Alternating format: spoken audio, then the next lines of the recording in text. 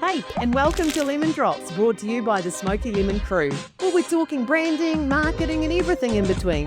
So grab a coffee, sit back, and let's drop in.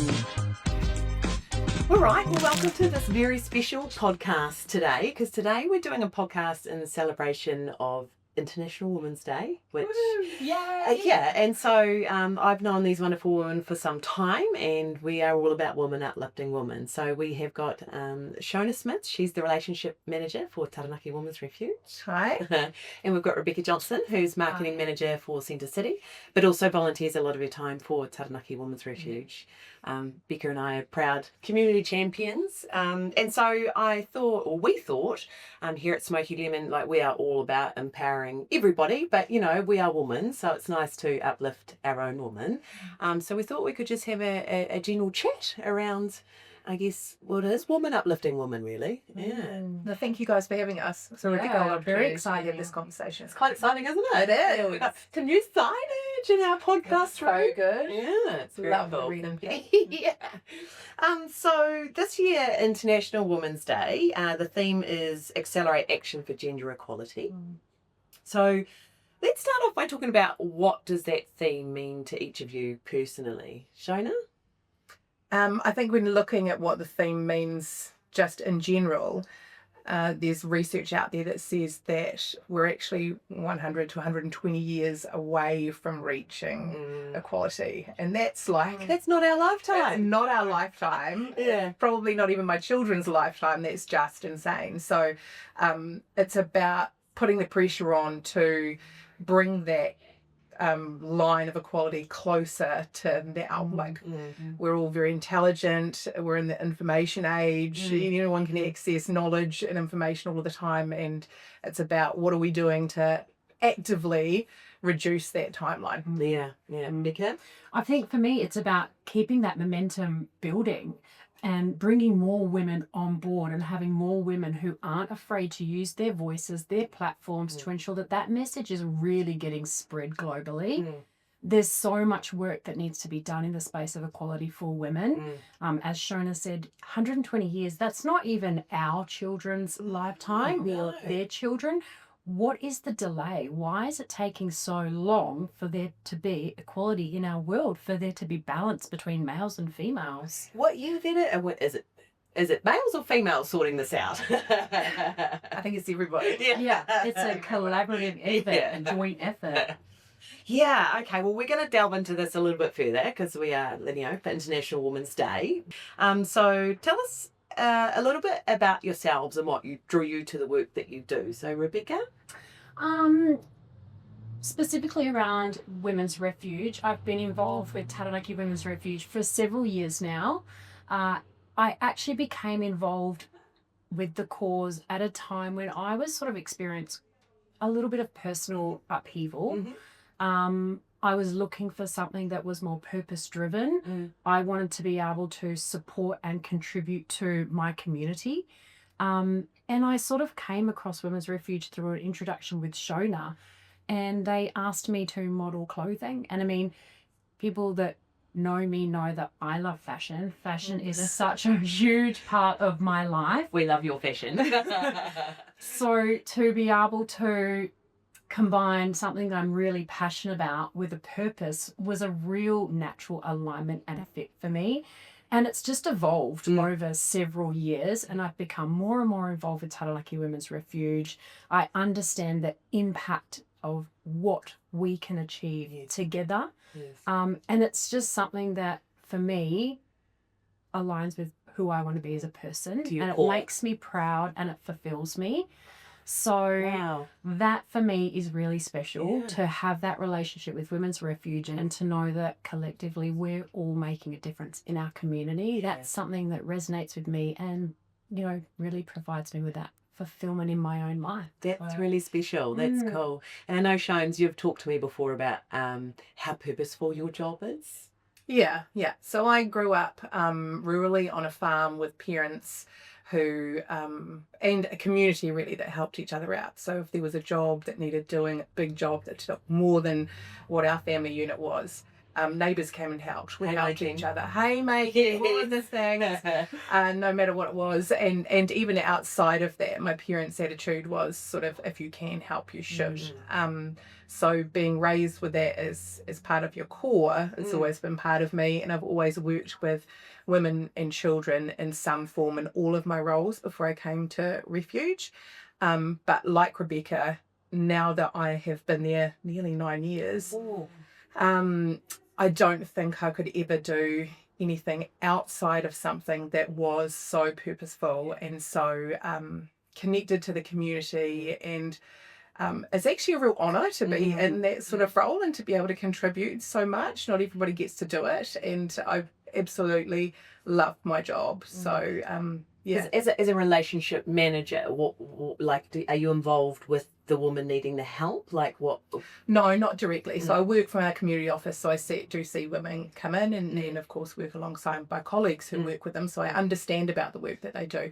But my role is more around keeping Refuge connected to our community, making sure the community know who we are, where we are, what we do, and also that we have enough resources to be able to continue to provide our full range of services, which leads me to be able to bring in incredible women like this. And, you know, that's one of my favourite bits of the jobs too, that we've got our fundraising events and these groups of women pull together and they're so passionate and so fired up, and that just reignites the buzz for everyone as well. And it's really rewarding for our social workers who are on the ground doing the hard work to see, hey, there's this tribe of like 20 women who've never done anything with us before, and they're all like, yes, that's right. We're going to get involved and we're doing it and we've got your back. And we have some pretty incredible moments. So while the basis of our work is very hard, I feel like I've got one of the best jobs. I see some of the very best of humanity. So what's the journey been like for you, Shona, working with Women's Refuge? It started out as a role of 10 hours a week based around fundraising applications and grants, and it's grown. Now I'm sort of between 25 and 30 hours a week, and nearly 9 years in, I'm still learning. I'm still learning things about the work. I'm still learning about how this role works. I'm still learning about keeping connected with the community, and what that looks like, and things keep changing. Our world keeps changing, so you've got to keep evolving with that anyway. But yeah, I've totally enjoyed it, and it's I'm not looking to move on anytime soon. I can still see that there's purpose there and there's still work to be done. So Your boss has just breathed a sigh of relief. I can hear the I had to put that in. Yes, just for the record. Now, Rebecca, you do have a busy role as marketing manager at Centre City, and you've done wonderful things to Centre City since you've been there, and what you've brought back to it, and the life and the entertainment you're bringing to the centre. But what made you want to dedicate time to volunteering with Women's Refuge as well? Like, we sort of touched on your personal, but like, how did you decide to give even more of your busy time? Look, I think as humans, we all have the capacity to make time for things that we're really passionate about. Sure. My role at the centre is really busy, but I've found ways to be able to integrate my purpose and things that I'm passionate about with that corporate side of the role. There are lots of different things that I do to be able to manage my time. But I just think when you really believe in something, it's really easy for you to be able to say, I'm going to give 5 hours of this to you. And it doesn't feel like work. It doesn't feel like giving time. Yeah. You're doing something you really love because you're passionate about it. And so for me, being part of Women's Refuge isn't a joy. It is become a way of my life and a huge part of I feel like my personality here and who I am. I've grown with Refuge. I feel like as a woman, it has given me just as much as I've given it. So it's not work. It's something you do because you love it. So, fills your bucket. It fills my cup every day. And things just happen organically. It's great. I do feel like Refuge is a place for that too. There've been lots of women who may be returning to work, which can be quite a step if you've left and had children that end up with roles, or women that are trying something out for the first time, becoming part of our committees. And I can see just their journeys within that, their learning and growth and confidence and what they get out of it. And it's just beautiful. It's part of that women supporting women thing and lifting each other up, because we don't have time, let's face it, for anything other than supporting each other and lifting each other up now. And that's the most important thing too, right? Yeah. Shona, what are some of the biggest challenges women in Taranaki, but in New Zealand, face when it comes to gender equality? I think actually the issues that are worldwide, really. And if we're talking with a lens of domestic violence, we're talking about the fact that, yes, men can be victims as well, but predominantly the stats overwhelmingly show that it's men abusing women is the thing that we need to be addressing, just because of the sheer volume of it. And that's all about power and control. It's about a man having power and control over a woman, and that historically across our globe, the idea that women are worth less, just being worth less than men. Which is like, you think about gender roles, and speaking for our region in Taranaki, there is now a lot of women in like the highest, the CEO roles and things, but it wasn't always like that, right? No, and it's still not like, that's why we're here talking about this, that's right? It's still not equal. And I actually just was speaking with a woman who works in investment locally last week, and the fact that she is the only woman in her company, in this investment company, but to their credit, that company is going, why is that? Right. How come there's no women? What are we not doing to attract women to this role? Because, hey, look at them. This woman we've got working here is this, and this. And actually, she's encouraging other women to come and have a conversation with her and bring other people into their business space, but their work as well. So I think that's a really good question for business owners. It's a really good question for companies. Where's your wahine? Where's your wahine? What are you doing to attract women into your space? Yeah. And for those that have, thank you. Yes, and carry on. Yes, absolutely. So Rebecca, do you think marketing and media play a role in shaping gender norms? I think the marketing and media space has evolved significantly in the last probably 20 years. Advertising, marketing, media predominantly used to be very male dominated. But what we're seeing now for the future is consumers of media, and when we talk specifically social media or print media, predominantly that is a female audience. So we've seen this real shift in the last 20 years that more women are involved in media, more women are involved in advertising, marketing, because that's the audience we're talking to. So we need to create a message that resonates with that audience. That's right, yeah. I also think what I'm loving now with media and marketing is the more diverse audiences and the diverse people that we're using in marketing campaigns, and that's something that at Centre City we try really hard to do as well. When we're shooting campaigns, when we're creating imagery or content, I like to make sure that we've got a diverse range of females, males, LGBT, ages, ethnics. It's really important that we have a really good cross-reference of society. And I think media definitely can lead that and shape that. Yes, because it's really important. We're the ones with the messages that people are listening to. I think for me, growing up in radio, it was certainly a male-dominated industry. I have to give credit to them now, and I feel like that gap has been bridged somewhat. Like there was a gender pay equality gap that has been bridged in the company I was working for. Great. But you certainly, like, I almost feel a bit nervous even saying it, because I don't want to wind up the bullies from back in the day, but it does, even in a media industry, it has often been male dominant. Like, why does the male always have to be the anchor, right? Yeah. And like the news and those sorts of situations. Or the CE. Yeah. And I think we need to credit the female trailblazers who 20 odd years ago were put into these leadership positions. They were the minority. And I like to think that those women have helped open doors for other women. That's right. I think as a manager, as a leader, that's something I'm really aware of.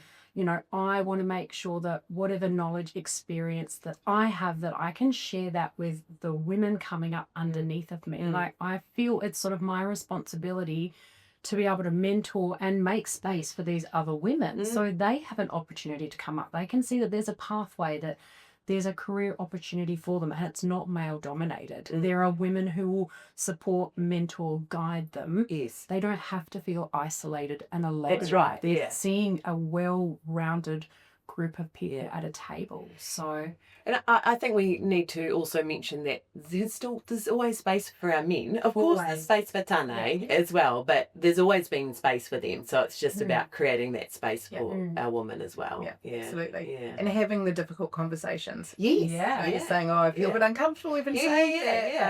Yeah. They're courageous conversations that, like you say, have been started by people in the past, but need to be accelerated now and continue on into the future. Because you think as children growing up, like we are really digressing now, but that's what a podcast is about.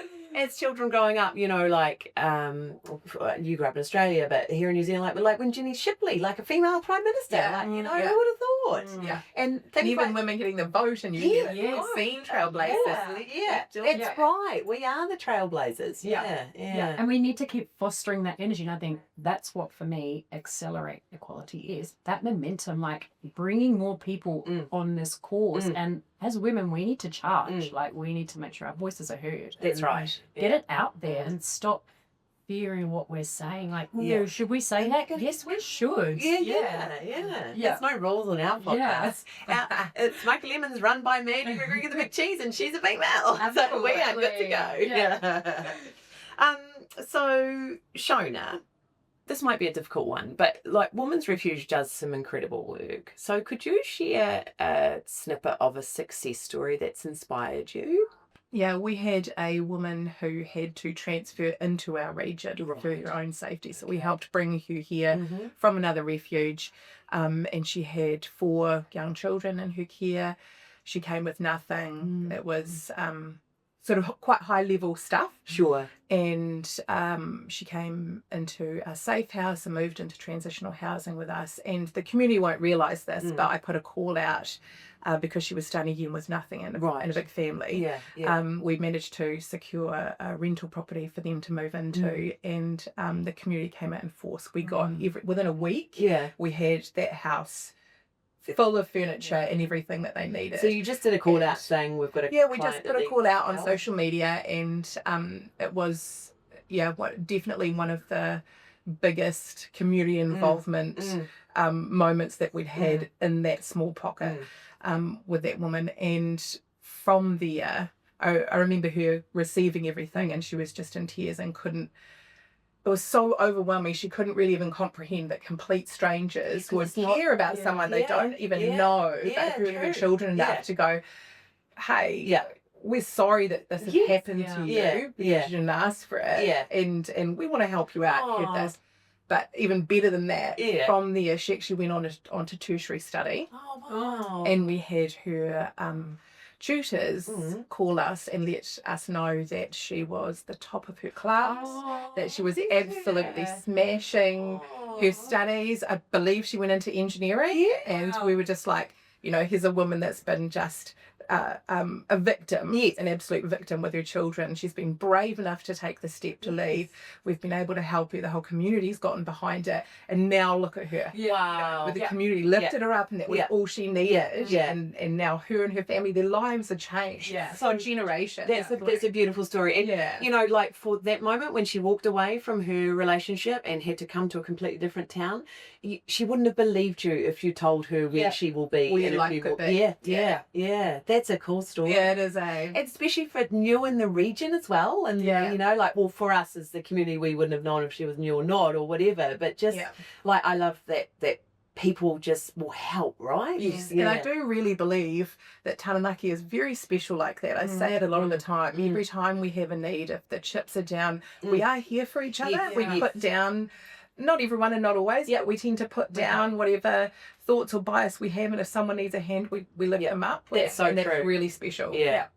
Well, it's an example of when you guys do the Taranaki Women's Refuge pop-up clothing sale. Like, how many banana boxes of donations? So many. Was it 8 tons? Oh, huge. About 8 tons of donated clothing from our community. I think over 800 banana boxes. And in the last round, we, in the big pop-up, raised how much for Women's Refuge? We raised $86,000 to go to direct the Taranaki Women's is Refuge. That's Yeah. huge. And that Yeah. is amazing. donations Yeah. from the community. Like that is the community getting behind a cause they Yeah. really believe in, knowing the impact it's going That's to right, have on yeah. women and children. We've talked about this before, Rebecca, that, you know, because a lot of them are designer items that you Yeah. could bang on Marketplace if you can be bothered with the Yeah. admin and sell them yourself and make a bit of coin. But that's put aside for the greater cause. Yeah, Yeah. it is. We have people bring in their donations and say exactly that. They're like, Yeah. I've been holding on to this special bit.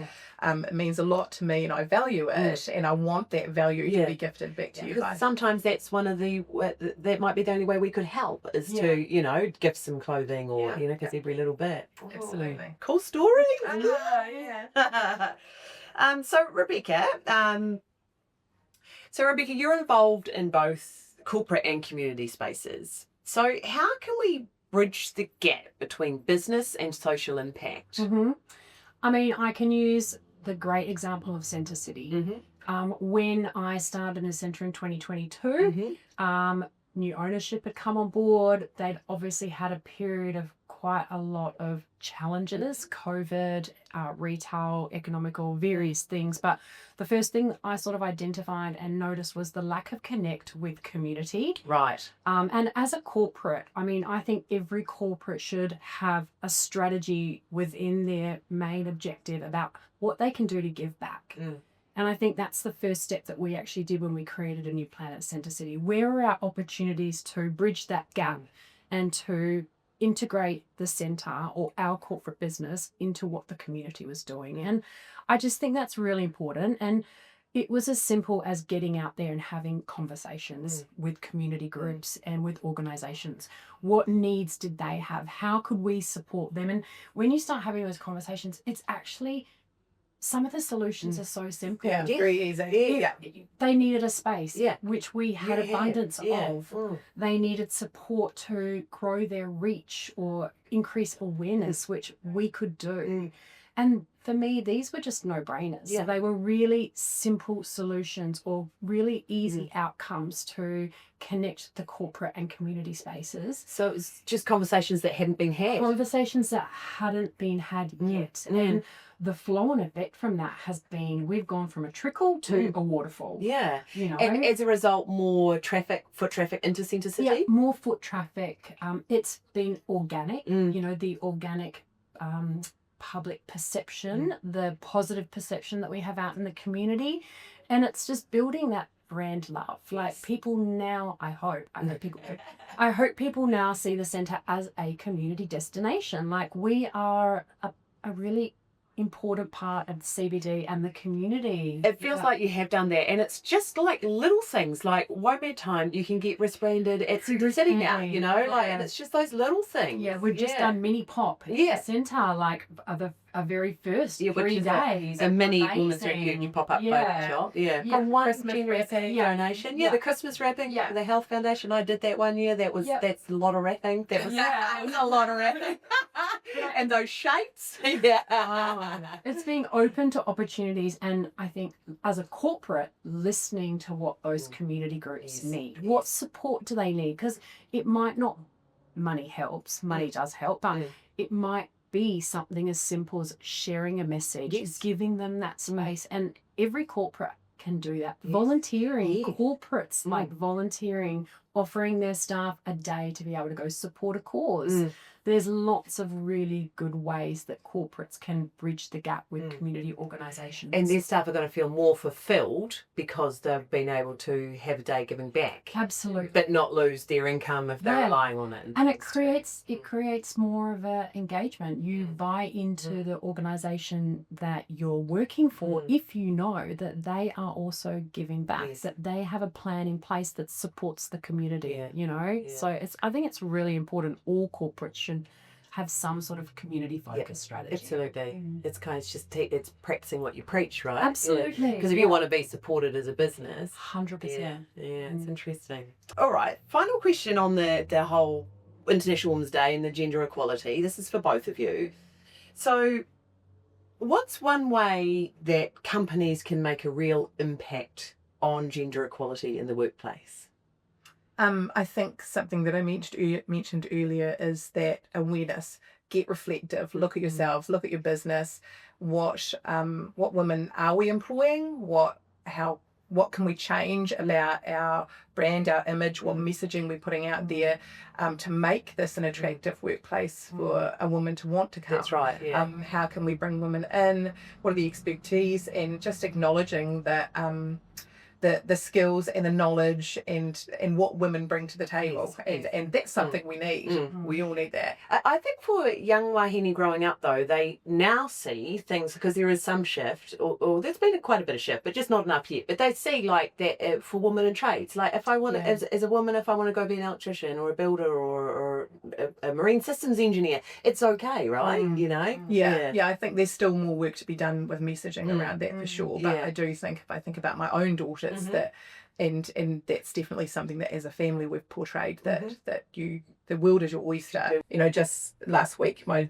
daughter, who has historically been a very shy sort of inward person, had to write about someone who was someone she looked up to. She's like, I wrote about you, Mum. All right, my mum supports women to have happier, safer lives and be, you know, empowered and all this sort of stuff. And she wouldn't even probably tell me about what's going on at school, but she obviously wanted to tell me that bit. And that was a real big. Amazing. Yeah, Is that mum goals? Well, it wasn't consciously a mum goal, but when she said that, I'm like, actually, that's very flattering, of course, and I love that. But actually, that makes me really proud of you, because you've seen that work, and you can go on and do the same thing. Oh, yeah, I know. It was very sweet. Look at that. Great. I didn't cry, Well, I did as well then. So. Well, it's been some heavy conversation, but like you say, like we've got to have those conversations. Yeah. So hopefully you're still listening, still Thanks watching. for tuning in. Anyone ever want to don't make you go on a committee. But before we wrap up, if you are still watching, we've got just some fun fireside chat questions for you guys. So we'll just hit you with those. So, and they are woman based. So, Shona, if you could have dinner with any woman from history, who would it be? It would be my great-grandmother, who was a nurse and actually passed away from contracting typhoid. Oh, wow. Because she didn't want to leave people who were unwell to just go through it on their own. So she stayed at their bedside, had 3 young children, and I just think it would be really interesting to ask her as a woman what her life was way back then and the things that she had to go through. Yeah. Well, I wonder if you look the same. I bet you're similar. Nah, we don't. I look more like my dad, so Who would you have dinner with, Rebecca? I would love to pick Anna Wintour's brains, who editor-at-large of Vogue, has been in that role for decades. Do you think she'd wear his sunglasses? I think she would wear for the dinner. I think she sleeps in her sun. Yeah. But I just think we talked about trailblazers and we talked about the media. She came up through the media at a time when it was male dominated, and she is like the upper level now, the pinnacle. So I would love to pick her brains about how she got her resilience, you know, how her legacy and her impact, because she has had a massive legacy. She's brought fashion to the masses. She's brought, you know, women on the covers of magazines. She's been, I think, pivotal in changing culture globally. So I think I'd love to sit down with her, and obviously the fashion. Oh, it would be amazing. Tell me who your favourite designer. What would you wear? What would I wear? Something from Pre-Loved Hopper. Of course. Yeah. Best piece of advice you've ever received from another woman in your life? Okay, this is a little bit left field, but it was from my older sister, who had 3 children, and it was the day I gave birth to my first child, and she came in to visit in the hospital, and she said, now just watch how fast time goes. So it's not really related to this, but it's stuck in I've never been told a truer piece of parental advice or suggestion. You have your children and the time just flies. Yeah. Even on those long sleepless nights. Yes, even on those. Yeah. Becca? The best piece of advice I've received actually was given to me recently, and it was about understanding your own worth. Right. You've got to believe in yourself. You've got to believe in your agency. Yes. Because if you want to convince the world, if you want to convince other people, if you want other women to follow you, you need to fully believe in yourself. Like you need to understand, I can do this, I am capable, I can face challenges. So the advice I was given is like, love yourself every single day. Every day, take a moment of gratitude to appreciate how far you've come, what you've achieved, and what you are leaving, the mark that you're leaving in the world. Oh, that's great And we advice. don't do that enough. No, we don't. We And put like, other women first, that's right. other people first. Our kids go, I think, take a moment every single day to appreciate who you are as a person and what you bring to the world. And the impact that will have on you, like I get like goosebumps thinking about it now. It's so powerful. It's so true, when isn't you it? start telling yourself that self-talk, you can do this, you've got this. It's so It's powerful simple, to really believe that everything that you need is already inside you. And you can't, and it comes back to that whole, you cannot love someone else or something until you fully and be happy until you love yourself. Yeah, so true. Okay, one more thing. What's something you do for self-care when work gets particularly challenging? Rebecca? Go down the food court? At Centre City? What do I do? I love to be out in nature. And so for me, when work gets really busy, when things are quite frenetic, I do try to make sure that I'm out in nature, whether it's swimming in the river, walking on the beach, walking through the bush. It's just about connecting, I think, with the environment around us. Yes. And understanding that you're a small part of the puzzle here. And that yes, work is crazy, yes, work is busy, but the bigger picture stuff is who you are and what you are. So just taking time out really is important. And it's so hard because you get so caught up in, oh my God, if I don't do this now, it's not going to get done. Who am I going to let down? But it's really important. It's really important to take 5, pull back some time and just stop and appreciate what's around you. And I think giving yourself permission that it's actually okay to take some time. So I do think as women we tend we're the nurturers, right? So we put other people first. And giving yourself permission to do that. And for me, it might be stuff like actually just having some time at home on my own, blasting my rock music, doing something that I find joyful, that doesn't include anybody else. And I'm very blessed to have a great family and a lot of good friends. So sometimes that's making sure I book in a weekend away or a dinner out or going to a show or something like that. Or a lunch or something nice, something that fills your cup so that when you start overflowing, you've got plenty to give to other people. Well, ladies, it's been a pleasure, honestly. Thank you for coming to have a podcast for our first external guest. Thank you for having But for International Women's Day, it's perfect. I couldn't think of 2 more stronger wahinis that are trailblazing within our community, and I look up to you both. And when I grow up, I want to be like you. So thank you. Sure. Oh, great hug. Cute. Oh, thanks, Lemon Drops. Happiest time, Women's Day. Whoop, whoop.